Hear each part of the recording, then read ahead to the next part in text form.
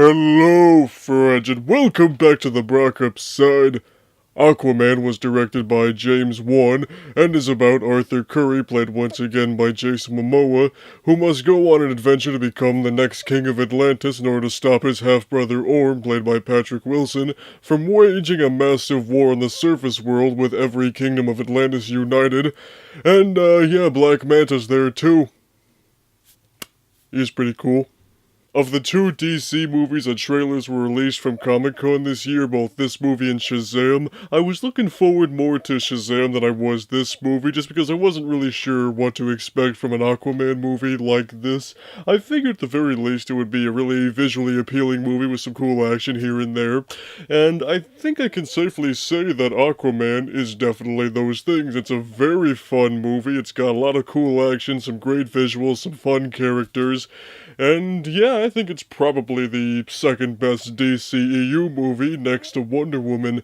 You know, Jason Momoa is fantastic as Arthur Curry / Aquaman. When the first images of him in the suit as Aquaman were released for Batman v Superman, I was like, okay, this is gonna be a different Aquaman, I can dig it.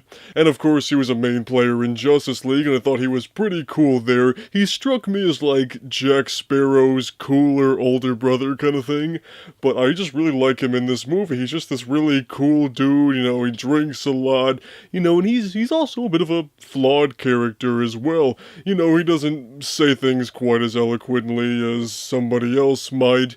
You know, he's a bit rough around the edges, he goes straight into a fight when need be, but he's also just a really entertaining character. Jason Momoa brings him to life in a way that made Aquaman not ridiculous and not a totally laughing-stock character like he's been for the last however many decades thanks to the Super Friends. And also, I don't know how they did it, but somehow they managed to make Aquaman's comic-accurate costume work in live action.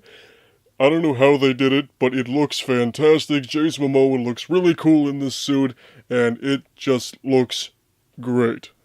As I mentioned in my London Fields review, you should probably not go see that movie if you just want to go for Amber Heard, because she was going to be in this movie a couple months later, and I really hope you're going to take my advice on that, because Amber Heard is far better in this movie than she was in that one. She is still as gorgeous as ever, but she's also got that red hair, which just looks fantastic on her, but she's also a nice foil to Aquaman, because she's a bit more serious. You know, she's not as in tune with the surface world as he is, so you kind of get to see her, you know, see this world in its true beauty and from her perspective, which I'm now just realizing as I'm filming this review how similar that kind of is to Gal Gadot from Wonder Woman. So yeah, there's definitely a few similarities there, but I think it's distinct enough that it's not really that big a deal. Willem Dafoe is also in the movie as Nudus Volko. He's cool, but I still can't see him as anything besides the Green Goblin. I mean, after all, he's something of a scientist himself. And also, Dolph Lundgren is there with red hair and a beard. I thought he was going to be a little out of place, but no, I think it actually kind of worked. And then we also have Nicole Kidman and Dean Cain, two DC alumni for lack of better terms. Of course, Nicole Kidman was Dr. Meridian Chase in Batman Forever, and Dean Cain played Superman in Lois and Clark: The New Adventures of Superman. So I guess once you join DC, there's no escape. I don't know, I thought they were pretty good. I liked them as Aquaman's parents, and yeah, I like them. So the main villain, King Orm / Ocean Master, played by Patrick Wilson. You know, I think Patrick Wilson gave a good performance, but his character was just not that compelling to me. You know, his motivation is this whole eco-terrorist thing, like, oh no, the planet is dying, humans are fucking it up with the oceans and the littering and all that. Which was one of the big problems I had with Venom's villain, is because it just feels cliche and just doesn't have that power anymore, because it just seems like a major crutch a lot of Hollywood writers, you know, they rely on too heavily. But as far as the secondary villain goes, Black Manta, he was freaking cool, and his motivation is a lot clearer, and you can get behind that a lot more, because it's like, yeah, I understand exactly why you want to go after Aquaman like that. You know, his suit looks really cool, and he's got some cool action sequences here and there. But then they just kind of literally toss him to the side after a while, like they just kind of couldn't figure out what to do with him after that, which is kind of a shame, but I really hope we get to see more Black Manta in a future Aquaman movie or a Justice League versus Legion of Doom film. Whatever the hell's gonna happen, I hope we get to see more Black Manta because he was really cool. The movie is visually stunning. I think that's one of DC's biggest strong suits, is that they know how to make their movies look really, really good, and this one's definitely no exception. You know, there are several different kingdoms of Atlantis, they all look distinct from one another, they got unique architecture, cool fighting arenas, you got an octopus playing the drums. I love it. Something else that DC really excels at as well is the soundtrack. Unless you hire Danny Elfman to do it. And Aquaman's soundtrack was definitely no exception. It was composed by Rupert Gregson Williams, who also did the score for Wonder Woman. He did a pretty good job there, so I was really excited when they were bringing him back for this movie. You know, the soundtrack as a whole is really good. Aquaman's theme is really cool and unique.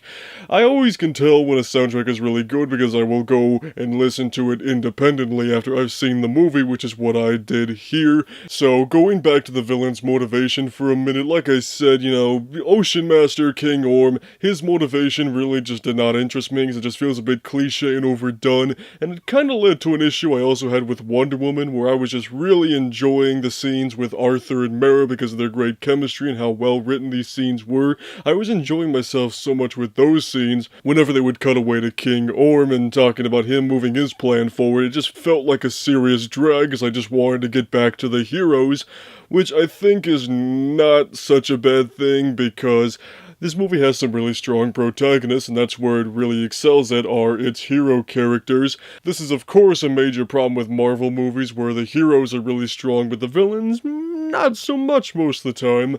So I really hope that DC puts just as much effort into their villains as they do the heroes, because DC honestly has some of the greatest supervillains of all time, and I feel like they're not totally using them to the greatest extent of their power just yet, but at least they're doing a good job with their heroes so far. They just need to work on their villains a little bit more so their scenes are interesting as well.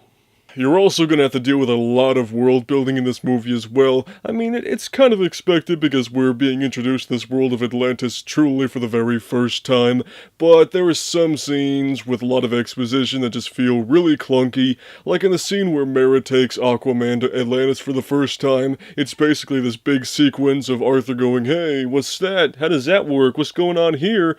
And just Amber Heard answering those questions, and it's just like, yeah, you know, we kind of need to hear some of this, but it just feels really obligatory and like we just have to get through it.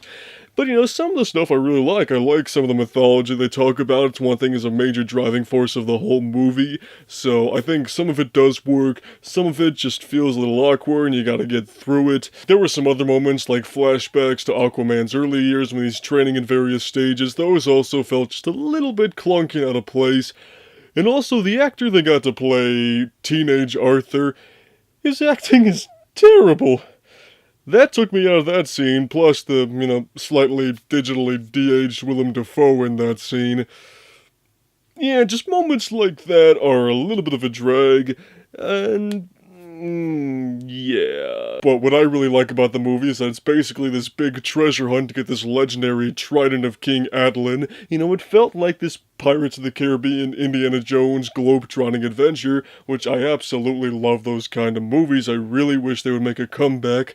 And I think they are going to, you know, in a couple of years, if they actually get the next Indiana Jones made and not delayed again.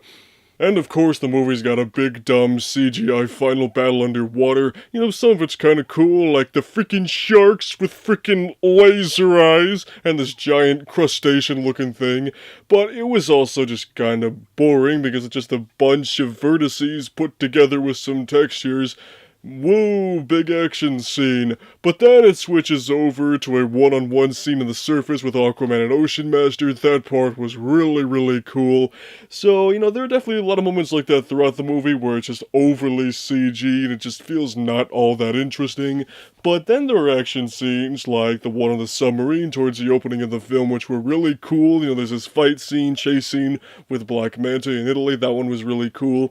So it's all the ones that aren't Two VFX I think were the best ones, so definitely some of the heavier ones like the final battle under the ocean, they were definitely a couple pegs down from those, but you know, it was still enjoyable. That's really just the best thing I could say about this movie, is that it was enjoyable. This movie wasn't trying to be this next level, groundbreaking comic book film with real life social issues and political context. No, it just wanted to be this fun, globe-trotting adventure film with some cool action sequences, some great visuals, some fun characters, and that's pretty much it. I would say that this is very much a crowd-pleasing kind of movie. It's something that people are going to come into, have a lot of fun with, and be like, whoa, DC can make some good shit once in a while. I think that's also the same thing that Shazam is going to be next year as well. It's just a fun, crowd-pleasing movie.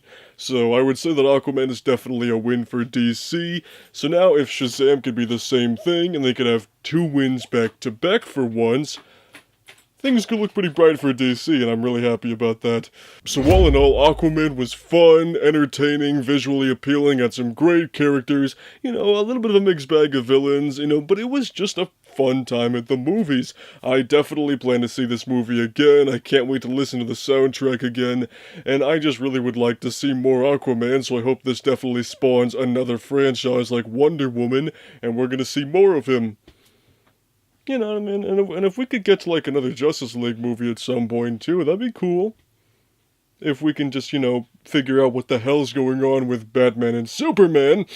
So, those are my thoughts on Aquaman. If you guys have seen the movie, or if you need to get a giant fork to stop a guy with laser sharks, let me know down below, and we'll see you on the Brockopp side.